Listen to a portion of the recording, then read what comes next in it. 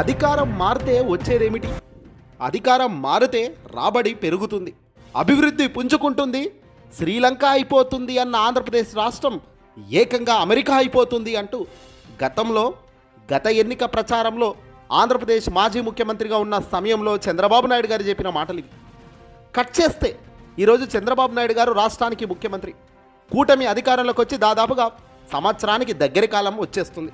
మరి ఇప్పుడు ఆంధ్రప్రదేశ్ రాష్ట్రం అభివృద్ధిలో వేగం పుంజుకుందా? ప్రజలకిచ్చిన వాగ్దానాలు నెరవేరుతున్నాయా? రాష్ట్ర వ్యాప్తంగా చంద్రబాబు నాయుడు గారు పరిపాలన అద్భుతంగా సాగుతుందా? ఇదిగో ఈ ప్రశ్నలకు మనం కాదండి సమాధానం. కేంద్రంలో ఎన్డీఏలో కీలకంగా ఉన్న కాగ్ రిపోర్ట్ ఇప్పుడు సంచలనం రేపుతుంది. సర్వసాధారణంగా రాష్ట్ర వ్యాప్తంగా అన్ని రాష్ట్రాలకు కాగ్ రిపోర్ట్లు అందిస్తూ ఉంటుంది. ఏ రాష్ట్రంలో ఎలా ఉంది పనితీరు అనే దానిపై, వాళ్ళ ఆర్థిక సంరక్షణలపై ఎప్పటికప్పుడు గణాంకాలను కాగ్ విడుదల చేస్తూనే ఉంటుంది. తాజాగా కాగ్ నివేదిక ఆంధ్రప్రదేశ్ రాష్ట్రంలో ప్రకంపనలు సృష్టిస్తున్నాయి. గతానికి ఇప్పటికీ పోల్చి చూస్తే మాత్రం రాష్ట్ర వ్యాప్తంగా నోరు తెరవక తప్పని పరిస్థితి ఉంటుంది. ఆంధ్రప్రదేశ్లో వైఎస్ జగన్మోహన్ రెడ్డి గారు అధికారంలోకి వచ్చినప్పుడు పరిస్థితులు ఎలా ఉన్నాయి? నేడు కూటమి అధికారంలోకి వచ్చి దాదాపుగా 10 నెలలు గడుస్తున్న ఈ సమయంలో ఇప్పుడు లావాదేవీలు రాష్ట్రం ఎటువైపు వెళ్తుంది అనేది కాగ్ ఇచ్చిన రిపోర్ట్ ఆధారంగా చూడవచ్చు.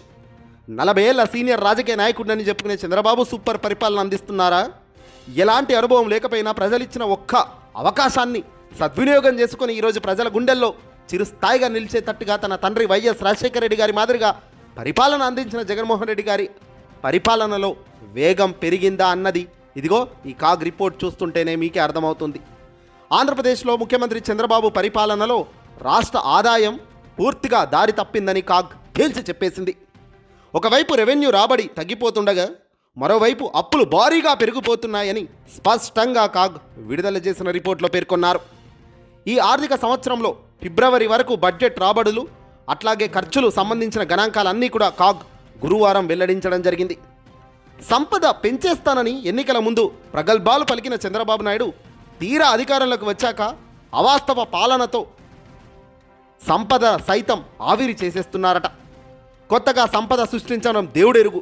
గత ఆర్థిక సంవత్సరంలో వచ్చిన ఆదాయాన్ని కూడా నిలబెట్టలేకపోతున్నారనేది కాగ్ బయటపెట్టిన సంచలన నిజం. ఇందుకు ప్రధాన కారణం కక్ష సాధింపు చర్యలు, రెడ్ బుక్ పరిపాలన పైన దృష్టి సారించడమే, పరిపాలన గాలికి వదిలేయడమే అని తేల్చి చెప్తోంది ఈ రిపోర్ట్.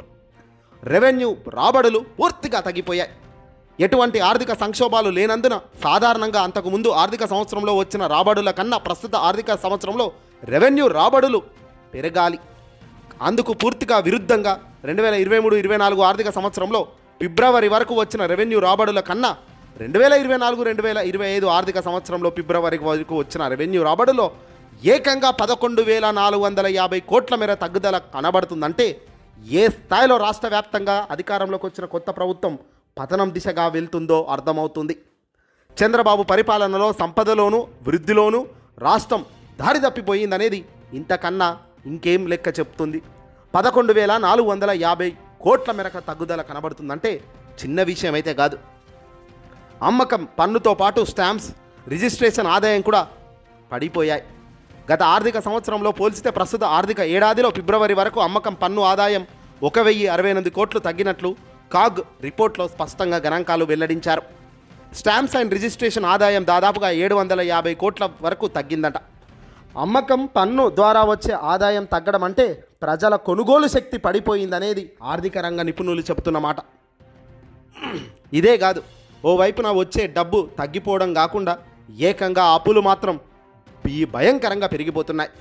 2024-2025 బడ్జెట్ అంచనాల్లో పేర్కొన్న దానికంటే రాష్ట్ర అప్పులు భారీగా పెరిగినట్లుగా కాగ్ గణాంకాలు స్పష్టం చేస్తున్నాయి. ఈ ఆర్థిక సంవత్సరంలో ఫిబ్రవరి వరకే బడ్జెట్ పరిధిలోనే 90,557 కోట్లు అప్పు చేసినట్లు కాగ్ వెల్లడించింది. ఆర్థిక సంవత్సరం మొత్తానికి 70,000 కోట్లు అప్పు చేస్తామని బడ్జెట్లో పేర్కొన్నారు. ఆర్థిక సంవత్సరం ముగియక ముందే మరో నెల ఉండగానే అదనంగా 20,000 కోట్లు అప్పు చేసి పారేశారు. అంటే అప్పుల మీద ఉన్న దృష్టి ఏ స్థాయిలో ఉందో ఇట్టే అర్థమవుతుంది. కేవలం కూటమి అధికారంలోకి వచ్చిన ఈ 10 నెలలు నడుస్తుంది అంటే మొత్తం కూడా అప్పుల మీదే అనేది క్లియర్గా తెలుస్తోంది. కేంద్ర ప్రభుత్వం నుంచి రాష్ట్రానికి రావాల్సిన గ్రాంట్లు కూడా భారీగా తగ్గిపోయాయి. గత ఆర్థిక సంవత్సరం ఫిబ్రవరితో పోలిస్తే ఈ ఆర్థిక ఏడాదిలో ఫిబ్రవరి వరకు గ్రాంట్ల రూపంలో రావాల్సిన నిధుల్లో 16,766 కోట్లు తగ్గుదల నమోదైంది. ఇంతకన్నా దారుణం మరొకటి ఉంటుందా? ఆంధ్రప్రదేశ్లో మాజీ ముఖ్యమంత్రి జగన్ పరిపాలనలో కన్నా 10,000 కోట్లు తక్కువగా మూలధన వ్యయం ఉందంటే ఇక్కడ ఎవరి పరిపాలన ఎలా ఉందో అనేది ఇట్టే చెప్పవచ్చు. 2023-24 ఆర్థిక సంవత్సరంలో ఫిబ్రవరి వరకు, అలాగే 2024-25 వరలో ఫిబ్రవరి వరకు రాష్ట్ర ఆదాయం, అప్పుల గణాంకాలు ఒక్కసారి ఈ బాక్స్ రూపంలో కూడా చూడండి. రెవెన్యూ రాబడులు 23-24లో ఫిబ్రవరి వరకు 1,52,820 కోట్లు వస్తే ఇప్పుడు ఏకంగా చంద్రబాబు కూటమి అధికారంలోకి వచ్చాక 1,41,370కి పడిపోయాయి.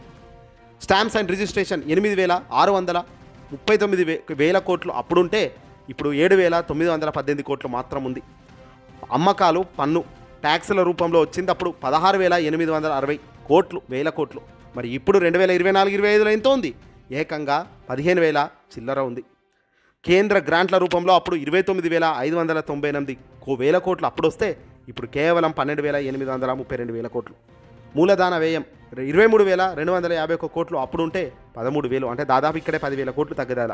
రెవెన్యూ లోటు 53,159 అప్పుడు ఉంటే ఇప్పుడు ఏకంగా సర్ప్లస్ 76,292 రెవెన్యూ లోటు కనబడుతుంది.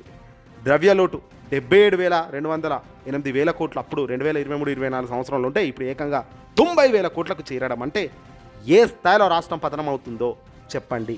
అప్పుడు జగన్మోహన్ రెడ్డి గారి పరిపాలనలో ఎఫ్ఆర్బిఎంకు లోబడి ఆర్థికంగా అప్పులు తెచ్చుకున్నారు రా బాబు అని కేంద్ర పెద్దలు ఎంత చెప్పినా మొత్తుకోకున్నారు కదా కూటమి సర్కార్, చంద్రబాబు, పవన్ కళ్యాణ్. మరి ఇప్పుడు ఏకంగా అంతకు మించిన అప్పులు చేస్తూ ప్రజలకు పంచేవి కూడా లేదు అంటే ఏ స్థాయిలో వీళ్ళ పరిపాలన ఉంది అన్నది ఇక్కడ చూడవచ్చు.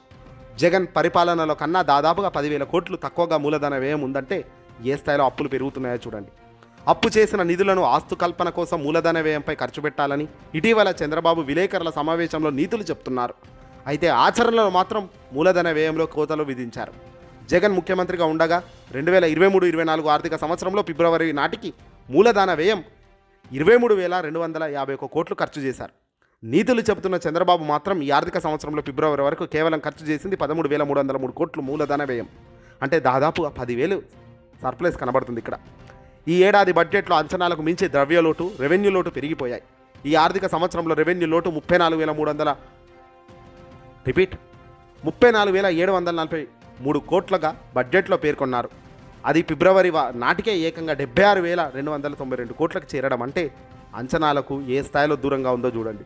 ఈ ఏడాది బడ్జెట్ అంచనాల్లో ద్రవ్యలోటు 68,763 కోట్లు పేర్కొన్నారు. కానీ ఫిబ్రవరి నాటికే ద్రవ్యలోటు ఎక్కడికి వెళ్ళింది? దాదాపుగా 90,047 కోట్లకు చేరింది. రెవెన్యూ రాబడులు తగ్గుతున్నా రాష్ట్ర వృద్ధి రేటు పెరిగిపోతుందంటూ ముఖ్యమంత్రి చెప్పడం హాస్యాస్పదం. కేవలం అప్పులు ఎక్కువగా చేయడమే అధికారులు దృష్టి పెడుతున్నారు. అప్పుల మీదే ప్రభుత్వం నడుస్తుంది, అంతకు మించి ఇంకేం లేదు. ఇది విజనరీ, ఇది 40 ఏళ్ల రాజకీయ చరిత్ర కలిగిన రాజకీయ నాయకుడు చేస్తున్న ఒక గొప్ప పరిపాలన. అదే ఎలాంటి అనుభవం లేని జగన్మోహన్ రెడ్డి గారి పరిపాలన ఏ స్థాయిలో ఆనాడు పెరిగాయో, కరోనా లాంటి కష్టకాలంలో ప్రపంచవ్యాప్తంగా ఒక పెద్ద వ్యాధి వచ్చి అతలాకుతలం అయినప్పటికీ కూడా ఈ స్థాయిలో రాష్ట్రం పతనం కాలేదే. మరి ఇప్పుడు ఆంధ్రప్రదేశ్లో ఎందుకు ఈ స్థాయిలో పతనం అవుతుంది? పైగా సంక్షేమానికి నిధులు కూడా ఎక్కడ పంచడం లేదు కదా. ఎటుపోతున్నాయి డబ్బంతా? ఆలోచన చేయాలి.